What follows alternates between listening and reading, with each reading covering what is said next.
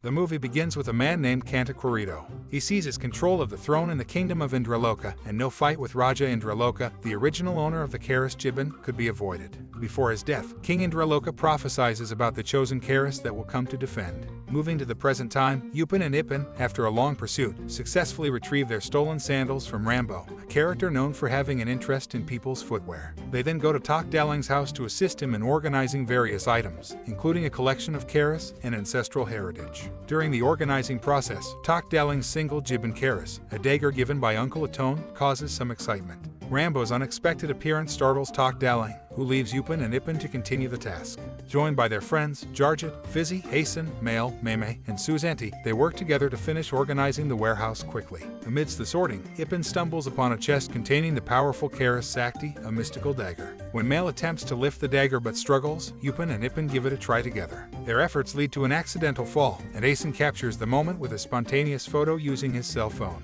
Unknowingly, this triggers a spell inscribed on the hilt of the dagger, opening a portal that engulfs them all. Ipin, Fizzy, Mail, and Suzanti landed in an entirely unfamiliar place after falling through a split stone. They all ended up in the mysterious land of the kingdom of Indraloka. Ipin and his group wandered through the forest, engaging in mischievous antics and attempting to catch animals. During their exploration, Ipin stumbled upon the hilt of the Siamang dagger. Meanwhile, Mail found himself being chased by an army of bees led by Rapiquateo. Thankfully, a boy named Ahayantan, who seemed to have power over the bees, came to the rescue and scared away the bee army. It turned out that the bee army was actually the manifestation of two mischievous boys who demanded payment for saving everyone from the chase. The reason behind the attack remained unknown to Ipin and the others. As the weather worsened, locusts appeared and carried them all away. Inside the palace of the kingdom of Indraloka, they felt a strong mix of anger and anxiety, sensing the presence of the powerful Ipin energy from the keris. Ipin and the rest of the group found themselves at the home of a wise grasshopper named Brjing, who turned out to be Ipin's father. Without hesitation, he warmly welcomed them in.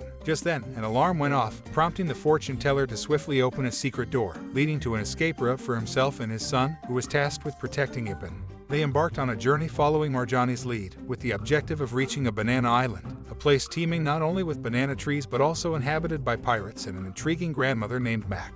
Every night, Mac would gaze at the stone statue of her son, a poignant reminder of a tragic tale rooted in folklore, the story of Malin Kunde, the disobedient son cursed to turn into stone. These melancholic narratives deeply concerned Upin. At home, he attempted to console his mother, encouraging her to forgive him for any mistakes he had made. Tears streamed down Mom's face at home, nurturing a solitary Ipin keris, a hidden possession that had now drawn the attention of watchful bees. Simultaneously, Mad Yemen attempted to deceive the pirates by selling the unique Ipin dagger sheath. Apart from Upin, Ipin, and Matt Jimin, no one else could wield the dagger sheath. It seemed to be an exclusive affair. Only Mom at home recognized that the sheath belonged to Christian. They had no choice but to hastily leave the island of Pisang as swordfish troops were advancing to harm everyone in their path. Knowing that Upin and Ipin were the ones holding the last Ipin keris, they promptly sent their helpers to locate them. Naseong was determined to disrupt the predictions made by King Indraloka. Initially, those chosen to defend took part in a breathtaking event at the magnificent port, attracting a crowd that included Upin, Mad Fetus, Yang, and others. The event showcased puppetry, narrating the tale of Chris, the Ipin, who would come accompanied by a chosen knight to overthrow King Burian. Amidst the spectacle, Upin and Ipin finally reunited, but simultaneously, Angzades arrived at the same spot, setting their sights on Upin's dagger. The local residents of Ipin panicked and scattered, while Matt Jaimin and the puppeteer tried their best to restore order. Regrettably, one by one, Upin and Rai's friends, along with Aang, apprehended Ipin. Nachin pursued them using ships, as Upin and Ipin valiantly fought against their adversaries, utilizing whatever objects they could find. Eventually, they managed to leap aboard to rescue Ridwan, who was still courageously confronting them. Nonetheless, the keris possessed tremendous power, dispersing foes with a single stroke. Their situation became increasingly dire as their friends remained captive. Hidden showed no mercy, threatening Upin and Ipin, coercing them into exchanging the keris for their imprisoned friends, who were to be taken to King Seong's palace. Determined, Upin and Ipin devised a plan to liberate their friends and defeat the king. To their surprise, the boat's owner turned out to be the captain. Among those searching for lobsters, he was also familiar with the secret path leading to the kingdom. They set sail for the island of food cravings with hope and determination. Separated from the group by a bizarre incident involving their misplaced sandals, Upin and Ipin found themselves chasing a mysterious creature that had stolen Upin's belongings. As they pursued the creature, they stumbled upon a fascinating place that distracted them from their original quest, offering them a delightful opportunity to interact with new and exotic animals, never seen before. Inside a cave, they were mesmerized by haunting chants and intricate carvings on the walls, depicting unfamiliar scenes that were quite peculiar to their family at home.